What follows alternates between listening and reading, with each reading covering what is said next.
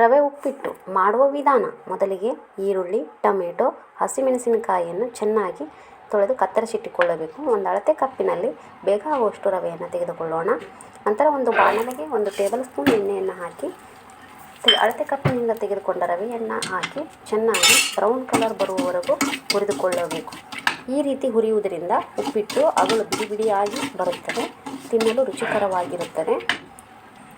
ನಂತರ 2 table spoon ಎಣ್ಣೆಯನ್ನು ಹಾಕಿ ಸಾಸಿವೆ, ಜೀರಿಗೆ, ಕರಿಬೇವು ಮತ್ತು ಹಸಿಮೆಣಸಿನಕಾಯಿ, ಈರುಳ್ಳಿ, ಟೊಮೆಟೊ ಹಾಕಿ ಎಣ್ಣೆಯಲ್ಲಿ ಚೆನ್ನಾಗಿ ಬಾಡಿಸಿಕೊಳ್ಳೋಣ.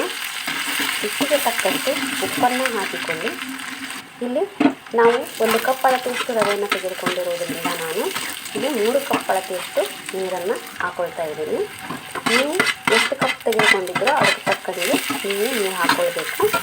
ಇನ್ನೂ ಉಪ್ಪಿಟ್ಟು ಸ್ಮೂತಾಗಿ ಬರಬೇಕು, ತಿಳಿಯಾಗಿ ಬರಬೇಕು ಅನ್ನೋರು 1 ಕಪ್ ನೀರನ್ನು ಹೆಚ್ಚು ಹಾಕ್ಕೊಳ್ಬೇಕು.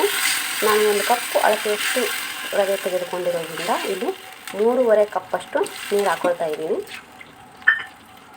ನಂತರ ಇದು ಚೆನ್ನಾಗಿ ನೀರು ಕುದಿಯುವವರೆಗೂ ಅದಕ್ಕೆ ತಟ್ಟೆಯನ್ನು ಕ್ಲೋಸ್ ಮಾಡಿಬಿಡಿ. ನಂತರ ಈ ರೀತಿಯಾಗಿ ಕುದಿಯುವಾಗ ಹುರಿದ ರವೆಯನ್ನು ನೀರಿನಲ್ಲಿ ಚೆನ್ನಾಗಿ ಮಿಶ್ರಣ ಮಾಡಿಕೊಂಡು ನೀರಿನೊಡನೆ ಚೆನ್ನಾಗಿ ಕುದಿಯುವಾಗ ನೀರೆಲ್ಲ ಆವಿಯಾಗಿ ಗಟ್ಟಿಯಾಗೋ ಸಂದರ್ಭದಾಗ